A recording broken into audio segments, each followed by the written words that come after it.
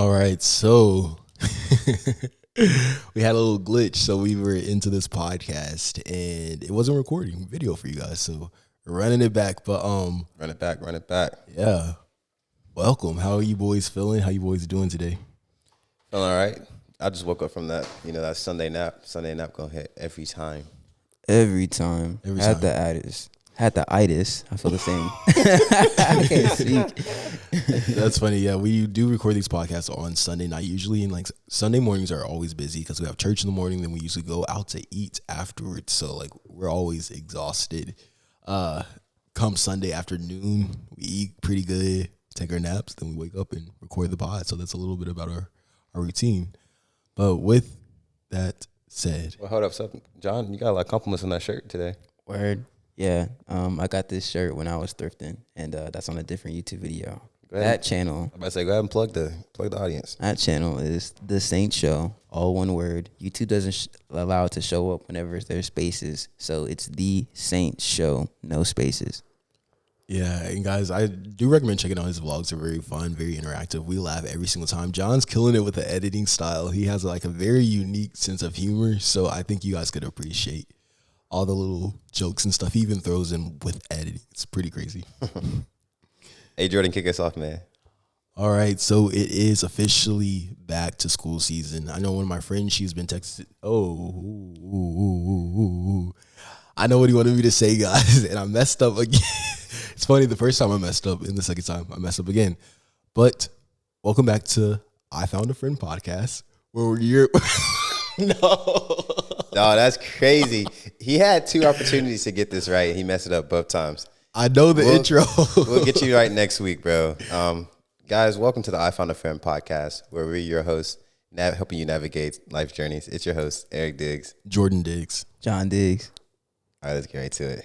All right. Now I just messed it up too. It is what it is at this point. All right, with that said, as I was saying, it is back to school season, and one of my friends has been texting me through this past week because it's move-in week for college students.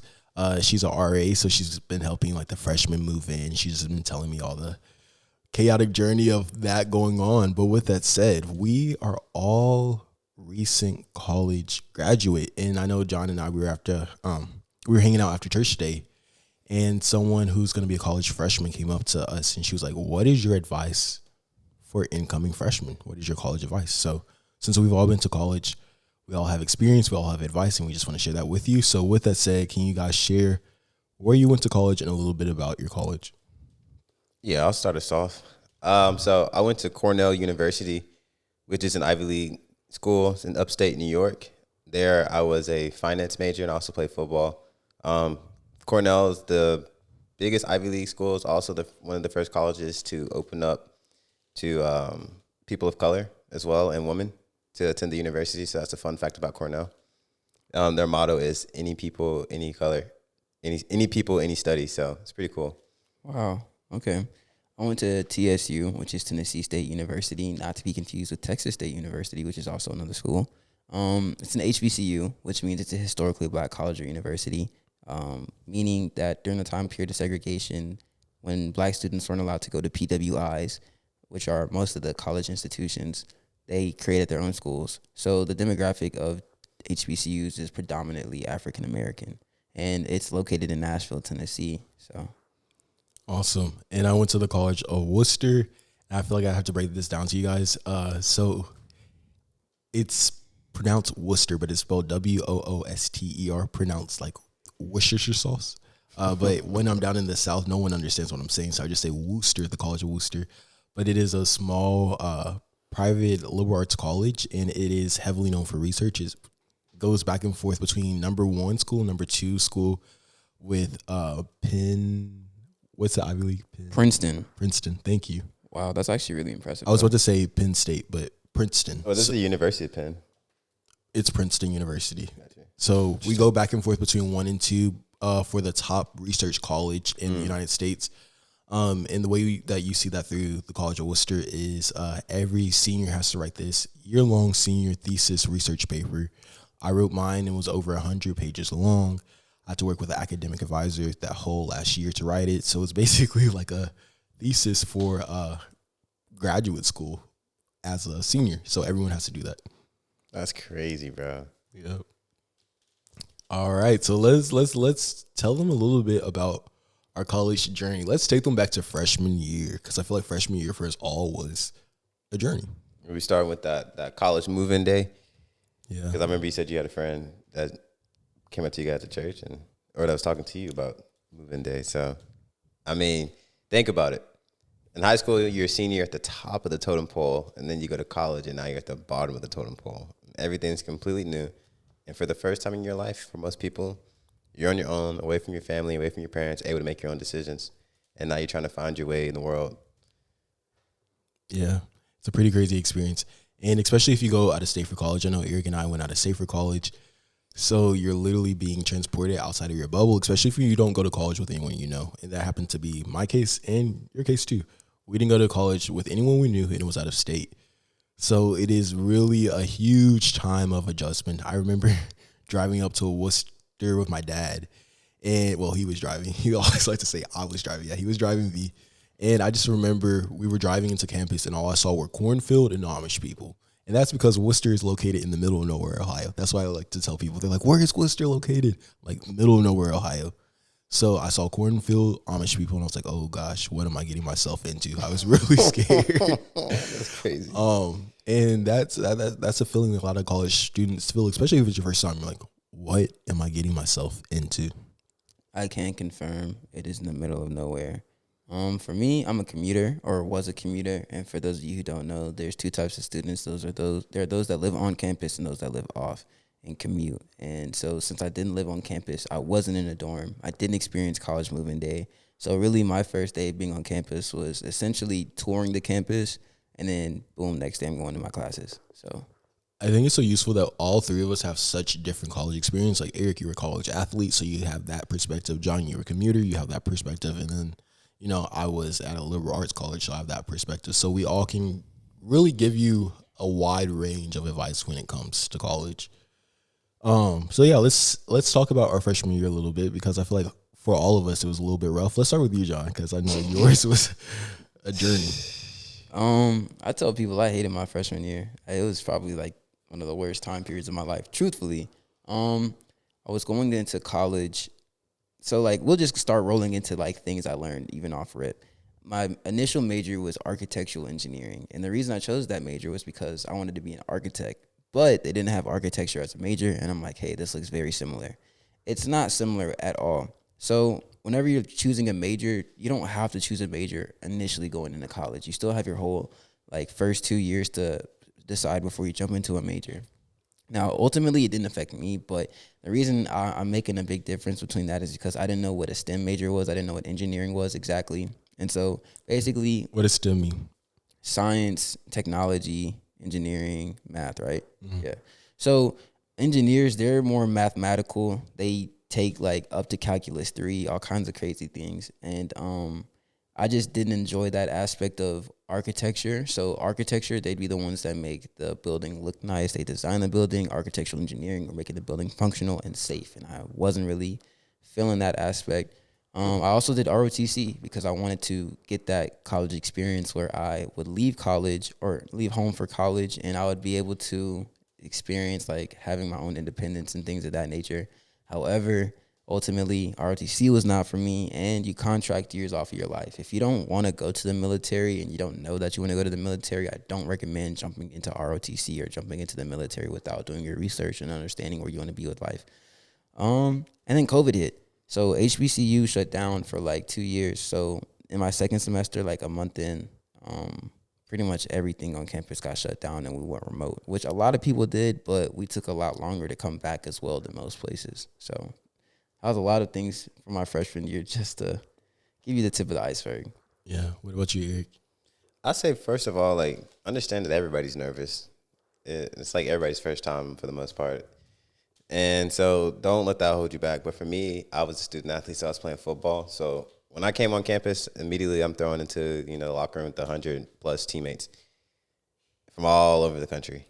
And that's your group for the most part. And that's who you're doing life with, and you learn together. And that freshman class, like, we did a lot together. So we had freshman orientation, and we're trying to get acclimated not only to school, but we're also trying to prove ourselves on the football field because we want the opportunity to play as quickly as possible. So there's the added pressure of school, get adjusted there, but then also learning the playbook, getting favor in the coach's eyes, and making a name for yourself and making a good name for yourself and getting off to the right start. I think the biggest thing for me was I had to be good with time management, because with Cornell, we don't have, like most universities that are Division I, for football wise, the athletes usually come up, I'd say like a couple months earlier than the students. And that gives you time to kind of take classes and have practices and not really have to worry about school to the same extent that you will once you're in season. But Cornell, we start our season a few weeks later, so there's only like training camp for a week or two before we actually started classes on top of that. So you're kind of just thrown into the midst of the fire, being in season and then also trying to adjust to classes and the school schedule at the same time. And with it being an Ivy League university, yes, these classes are tough. And a lot of times, like, a frustrating thing for me was that office hours would be at the same time as practice. So it was like, do I pick going to office hours to help me do better in this class, or do I skip it so that I can make sure that I'm shining on the football field and not missing practices already as a freshman without having that reputation built yet? Yeah, that's tough. I don't know how college athletes do it. I see their schedules, and it's insane. And like, I didn't play a sport in college, and I was like, I already felt overwhelmed with my workload and like things. So I don't know how college athletes balance it all. So I have a lot of respect for them. My freshman year in college was interesting. I feel like what set the tone was my roommate experience. I got placed with a random roommate, so I had never met this person before, and I have no bad blood or bad feelings, but I just don't think we were compatible as roommates. And I just remember the first day arriving to campus and realizing he had got to our room before I got there, so he chose all the best furniture. I was like, dang, it's like that. But yeah, my roommate, he ended up having sleep insomnia, so he couldn't go to sleep at night, and it would keep him up all throughout the night. And I had like early morning classes, so like while he's up, I'm up, because he would be playing video games and would be really loud about it. So I think one thing that I learned from my freshman year is communication. I was a very non-confrontational person, and sometimes I still can be that way, but I had to learn how to kind of stand up for myself and say, hey, like, that's not cool. I need to get my sleep. Sleep is very important. But yeah, I think, Eric, you said, like, for athletes, you're already placed with a group of people. So you technically have your friend group that you're going to be, getting to know and living with and doing life with. If you're not on a sports team, you kind of have to find that friend group yourself. Mm-hmm. And that was definitely my journey. I was like, I'm in this place where I don't really know people, middle of nowhere, Ohio. The biggest thing is these friendships that I'm forming, because I'm in the middle of nowhere, Ohio, and if I don't have any friends, I'm just staying in my room all day. And, I feel like that's a piece of advice I have for a lot of people in college. It's just like, you can get really depressed easily if you're not intentional about the choices you make and about the people you hang out with. It's very important.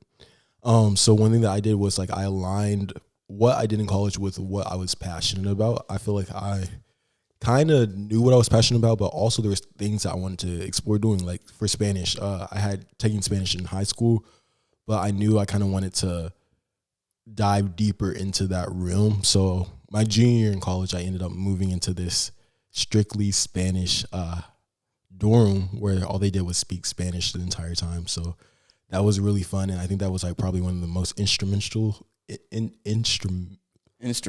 Thank you, instrumental college experience for me, because, like, I really got to meet new people.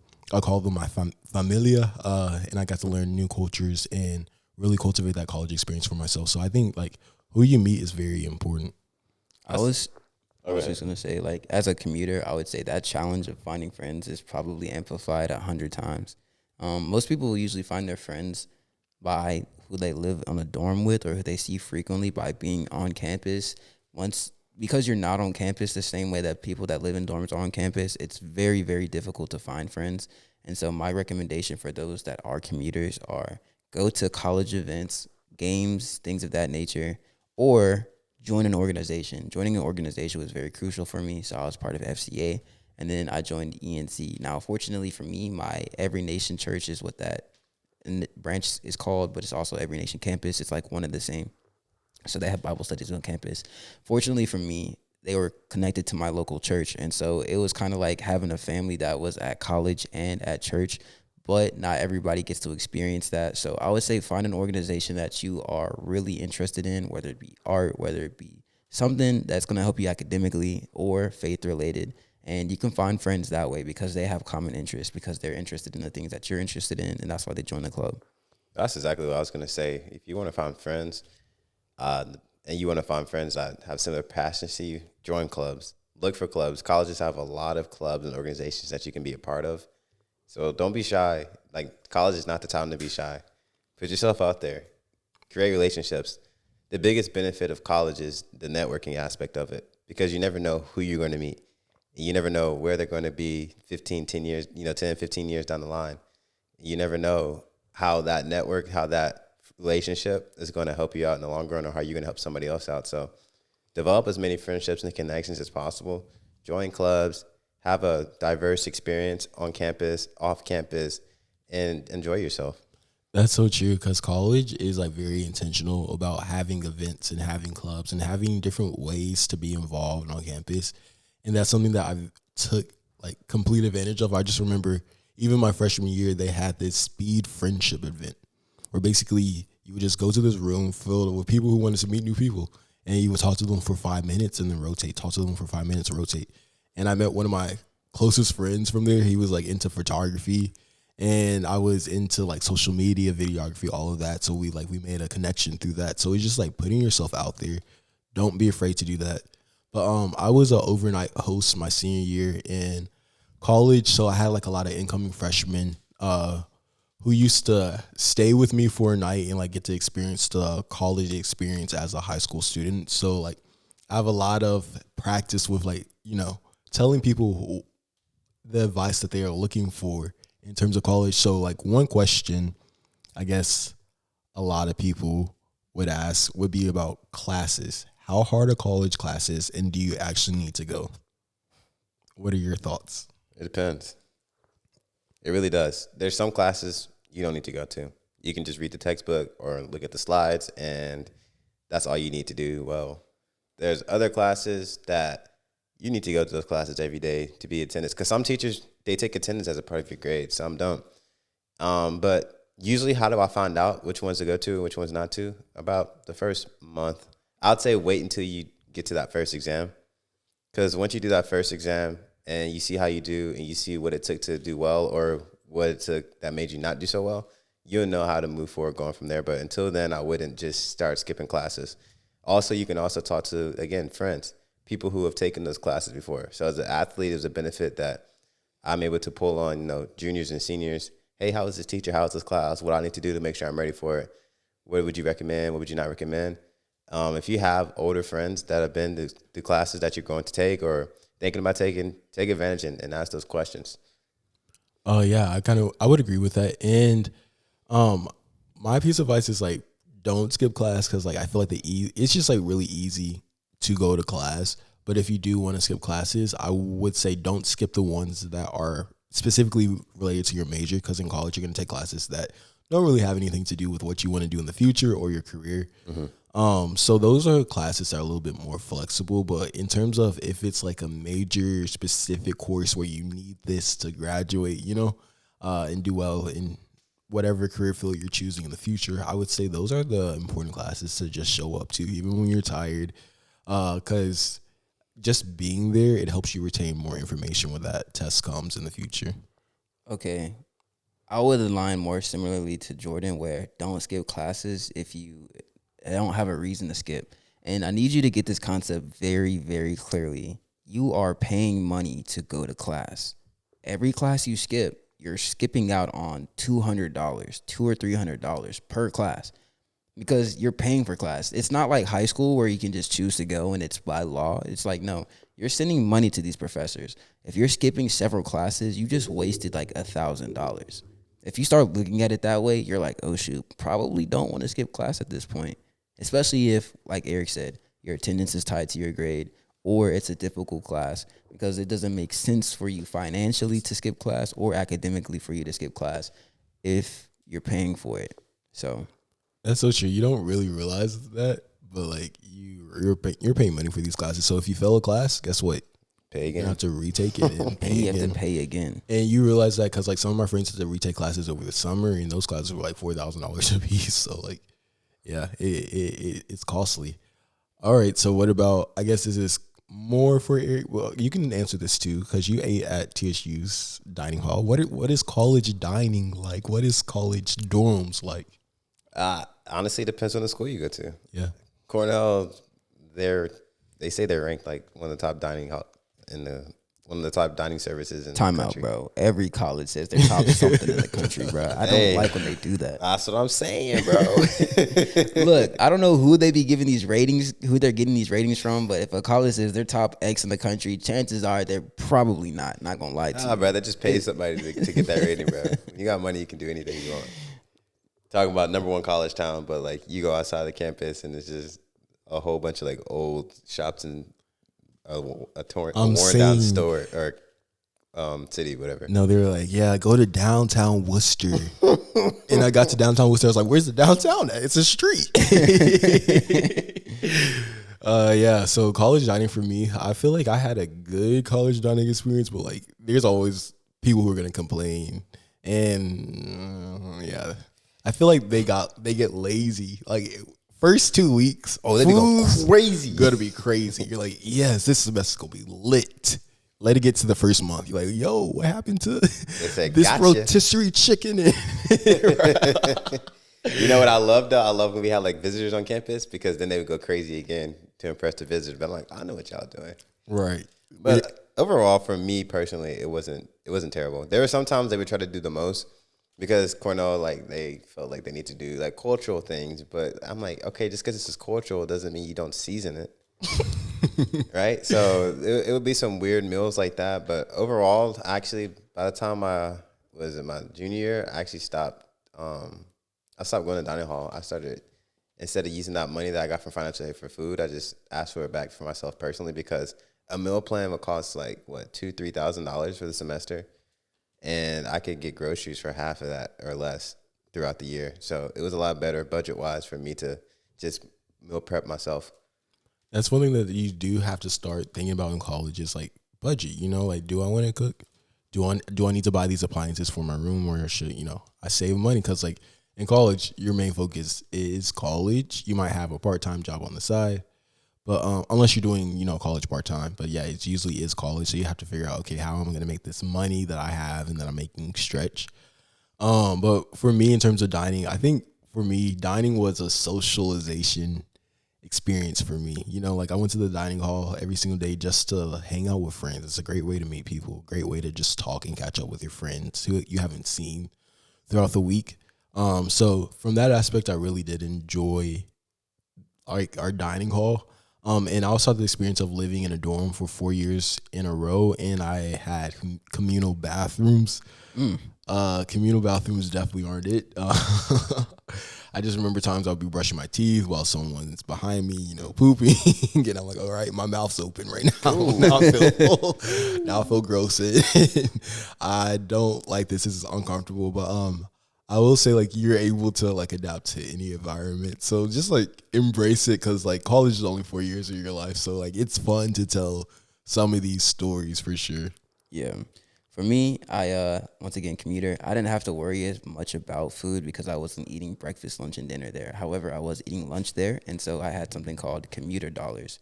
And so with commuter dollars, how it works is the school gives you a certain stipend for money to spend on different things. Now, the money could go towards the cafeteria, or a lot of colleges do have restaurants on their campus. So for TSU, we had Chick-fil-A and Pizza Hut and Starbucks for the longest. And then they just recently got like 3 or 4 more restaurants, which I didn't have access to because they were in dorms. However, like that money that I still had on my commuter dollars, they could still go towards those 4 restaurants. And so I had $200 and I had that every semester. And so I was able to like budget it out week by week. And so one thing you'll notice, especially like with the more popular restaurants on campus, the first 3-4 weeks, they're going to be ridiculous lines. I'm talking about lines all the way out the building just to get to a certain restaurant, and that restaurant was Chick-fil-A.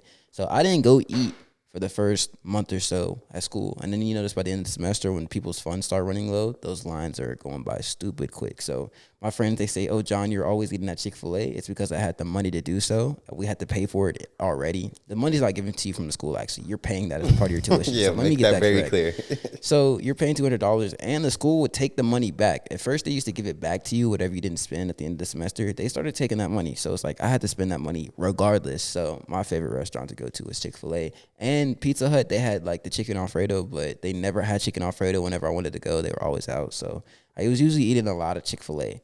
But I could have spent it on the diner. The diner at food at TSU was cool. It was whatever. It's regular cafeteria food. Most people were really excited about the fried chicken day on Wednesdays. So Carlisle, one of my friends, Carlisle, she like invited me for a mukbang to eat the legendary TSU fried chicken.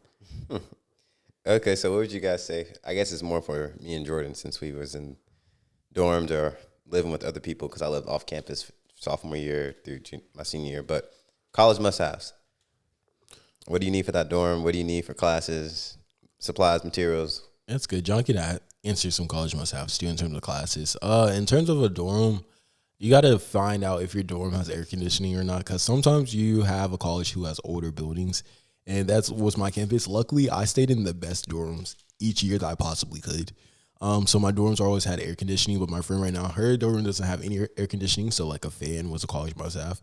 Another thing I think people you might not think of is just like an extension cord, because you're in like a small space and you're making it your home.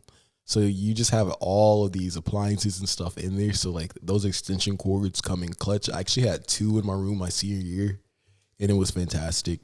What else is like college dorm? Shower shoes if you have a communal bathroom, because you don't know what people do in the showers are disgusting. So you don't want to be stepping on it. You don't want to get any foot fungus or anything from the shower. So have your college shoes. And an umbrella is definitely important. I don't think you think about this, but like especially if it's a walking campus, you're gonna want an umbrella because you just never know when that rain's gonna be pouring down and you need to go to class. So you don't want to be that person who's just walking into class drenched from the rain because you didn't bring an umbrella. What else would you say, Eric or John? For me, must have, like you said, umbrella, a backpack. It's like an essential, but some people come to school without a backpack. I would say some sort of writing utensil, because people always forget pencils and pens, and they will steal them in college. I don't recommend giving out things in college.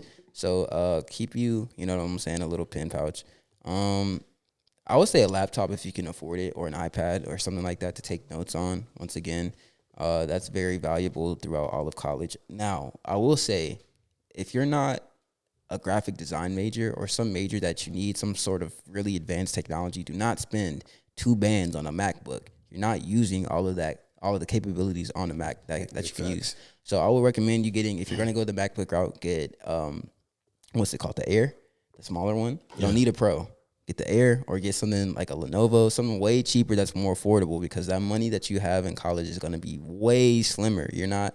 Most people that are working, they're working on campus, or they don't have a car, so it's really hard to, get the finances that you need to even get a MacBook. You might as well save that extra $1,000 to something that you could actually use in college that's going to be more beneficial than a MacBook that you're just going to watch movies and take notes on. I will say, though, if you're on financial aid, they'll help you pay for a laptop, and you can write it off financial aid, and they'll pay for it.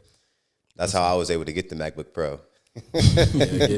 I know you and John, though, like both of you and I, we had like really old computers going into college, and we used those things until they broke down. So it's like, literally, you don't need the best thing. So don't like be like, I need to buy it. You don't need to, honestly. You just use what you have. And like some professors don't even allow you to use computers in class, like take notes by hand. So just be conscious of that. I'll say too, like, sorry. I'll say also understand like what your major is. If your major's like me, I was finance related, and I didn't understand this going in. But when I got the MacBook, I was like, man, I need to use Excel, Word, PowerPoint, and you can do it on Mac, but it's not the same. The compatibility is not the same. So get you something that's Windows compatible if you're in the business related sector. Now, if you're in like music, graphic design, anything art related, the MacBook's going to be really great for you. But other than that, I would really like get like a Windows Surface Pro or something like that. And then in terms of must have for college, I feel like you need like a what's the thing? you have your mattress and then you have like the little Bed topper? cushion. Yeah. You need like the little cushion thing. Those mattresses are not your Yeah. friend. Yeah. The memory foam. Yeah, memory foam for sure. You need that. You need a fan is a must have for me because I like my room to be a little cool when I sleep. I can't sleep, but if it's too hot, I'll get stuffy, and I wake up feeling mad. I also say a mini fridge, especially if you live in a communal space. If you don't feel like there's a bug. It's flying like it's attacking me. That's the first. Sorry, guys, it's a fly flying around. Nah, I saw that though. I ain't gonna lie to you. No, that junk really landed on my arm too, just a second ago. So, did you get it? I think so. Today's been an interesting day for podcasting. Definitely an interesting podcast. I can't wait to listen back to it.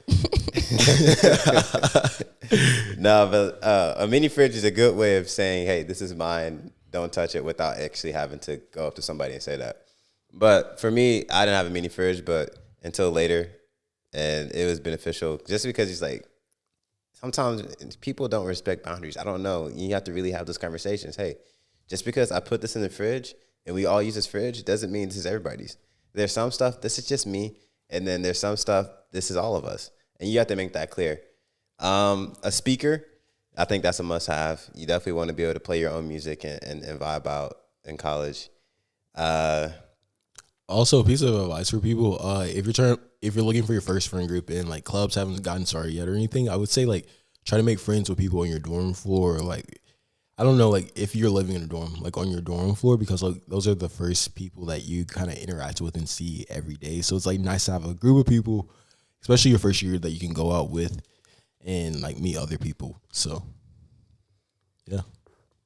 But all in all, I think one of the biggest things to understand is that college is a great experience. And if you don't go to college, first of all, don't feel bad about that. If you do go to college, make sure you have the right mentality.